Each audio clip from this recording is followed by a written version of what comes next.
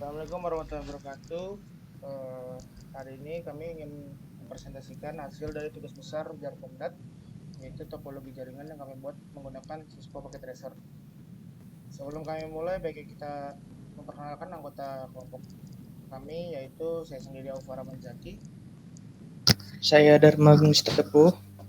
Fatoni Ananda Anhar. Dan saya Isra Putri Winala. Selanjutnya, dalam video kali ini kami ditugaskan juga untuk membuat topologi sebagai berikut. Nah, pada gedung 1 terdapat divisi ABC, di mana divisi A terdiri dari 64 PC. Kemudian divisi B terdiri dari 28 PC dan divisi C terdiri dari 7 PC. Di mana masing-masing divisi memiliki 3 buah switch dan 1 router. Kemudian pada gedung 2 terdiri dari divisi D dengan jumlah user sebanyak 16 PC, di mana divisi D dihubungkan ke server dengan 1 switch dan 1 router. Dan pada gedung 3 terdapat 1 buah server dan router. Di antara router dan server kami menggunakan koneksi. Kabel koneksi itu yaitu kabel fiber optik, dan untuk distribusi switch ke user menggunakan kabel RJ45.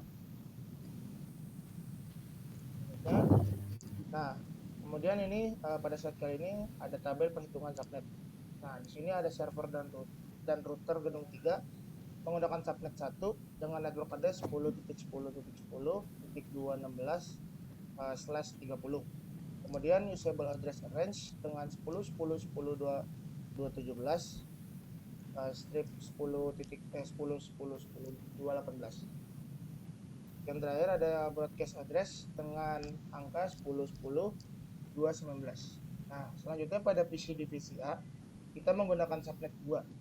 Nah, pada subnet 2 itu memiliki network address yaitu 10.10.10.0/25. Sedangkan pada usable address range yaitu 10.10.10.1. Kemudian 10.10.10.1.126. Nah, pada subnet 2 juga kita memiliki broadcast address yaitu 10.10.10.127. Nah, selanjutnya pada PC divisi B kita menggunakan subnet 3 dengan network address 10.10.10.128/27.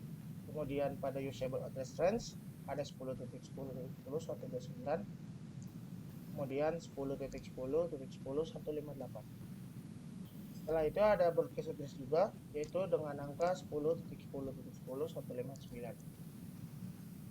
Selanjutnya pada PC divisi C kita menggunakan subnet 4 dengan network address yaitu 10.10.10.192/28 dengan usable address range yaitu 10.10.10.193 strip 10.10.10.206. Broadcast address dengan 10.10.10.208. Nah, kemudian pada PC divisi D kita menggunakan subnet 5 dengan network address 10.10.10.160/27. Usable address dengan 10.10.10.161 strip 10.10.10.190 dengan broadcast address yaitu 10.10.10.191. Nah, selanjutnya pada router gedung 1 dan 3 kita menggunakan subnet 6 dengan network address 10.10.10.208/30 dengan usable address range 10.10.10.213 strip 10.10.10.210. Kemudian broadcast address-nya yaitu 10.10.10.215. Nah, yang terakhir yaitu router gedung 1 dan 3. Kita menggunakan subnet 7 dengan network address 10.10.10.212/30. Kemudian usable address range yaitu 10.10.10.213 strip 10.10.10.214 dan broadcast address yaitu 10.10.10.215. Itu adalah tabel perhitungan dengan subnet. Nah, selanjutnya di sini ada ping dari salah satu PC divisi A ke PC divisi B ke PC divisi C ke PC divisi D dan ke server. Bisa dilihat di gambar di depan ini. Di sini ada address, ada ping kemana, tujuan kemana di gambar tersebut. Ya, selanjutnya bisa dibacakan oleh Nala. Oke, selanjutnya melanjutkan yang sebelumnya itu ping dari salah satu PC divisi B ke PC divisi A ke PC divisi C ke PC divisi D dan ke server. Berikut ini tampilan hasil pingnya. Selanjutnya kita next itu kita lanjut ke ping berikutnya itu ping dari salah satu PC divisi C ke PC divisi A ke PC divisi B ke PC divisi D dan ke server. Ini tampilannya. Selanjutnya yang terakhir itu ada ping dari salah satu PC divisi D ke PC divisi A ke PC divisi B ke PC divisi C dan ke server. Nah, di slide ini itu ada akses server domain via web browser dari salah satu PC divisi A, PC divisi B, dan PC divisi C, dan PC divisi D. Nah, akses ke server dibuktikan dengan membuat domain hehehe.com dengan IP 10.10.10.217 di sisi server, dan pada pengetesan kali ini sudah bisa dilakukan di setiap divisi di masing-masing gedung. Berikut hasilnya yaitu tulisan welcome to group 13 network, welcome to group 13 network, dan seterusnya. Selanjutnya akan dijelaskan oleh Selanjutnya, setelah PC melakukan ping ke server, maka didapati MAC table sebagai berikut. Pada switch di mana interface port 2/1 mengarah ke PC 2 strip A, interface port 1/1 mengarah ke PC 1 strip A, interface port 0/1 mengarah ke router.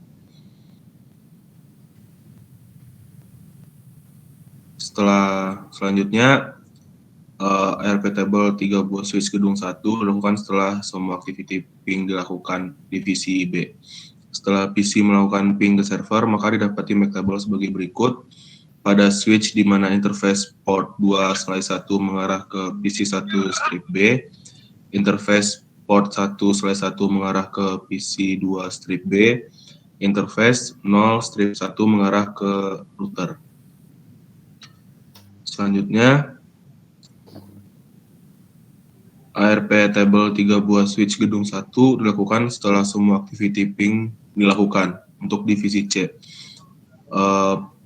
Setelah PC melakukan ping ke server, maka didapati MAC table sebagai berikut. Pada switch di mana interface port 2/1 mengarah ke PC 1 strip C, interface port 1/1 mengarah ke PC 2 strip C, interface port 0/1 mengarah ke router.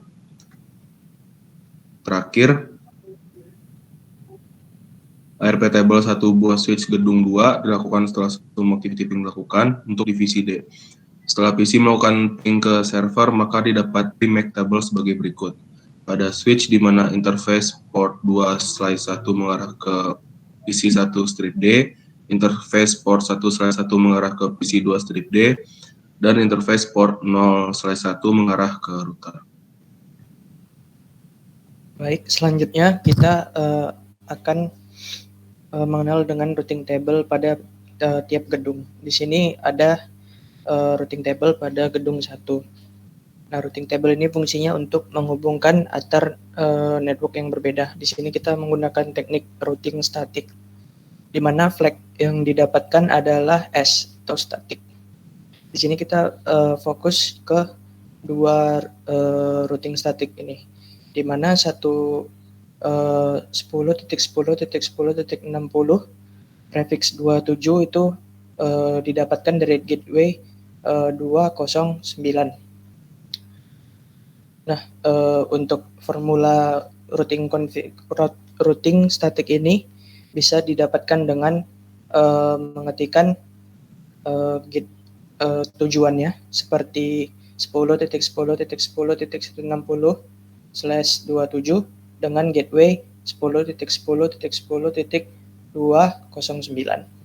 Begitu juga selanjutnya karena di gedung 1 ini kita hanya menghubungkan untuk ke server dan ke gedung 2. Nah, sama juga di sini, bedanya di sini ada 4 routing static di mana ada 4 network yang berbeda yang ingin dihubungkan. 216 itu server, 212 prefix 30, 128 prefix 27 dan 1010 prefix 25, di mana yang 216 ini ke server, yang sisanya itu ke gedung 1 tadi. Di sini gateway-nya kita lihat sama semua karena melalui satu gateway yang sama. Di sini ada 4 routing static di mana sama seperti yang tadi 160 prefix 27 itu digunakan untuk terhubung ke server dan sisanya 192 prefix 28, 128 prefix 27 dan 10.0 prefix 25 itu dihubungkan dihubungkan untuk koneksi ke PC di gedung yang berbeda. Di sini kita bisa lihat ada 2 gateway di mana 10.10.10.214 ini adalah gateway yang mengarah ke server, sedangkan sisanya adalah gateway yang mengarah ke router gedung yang berbeda.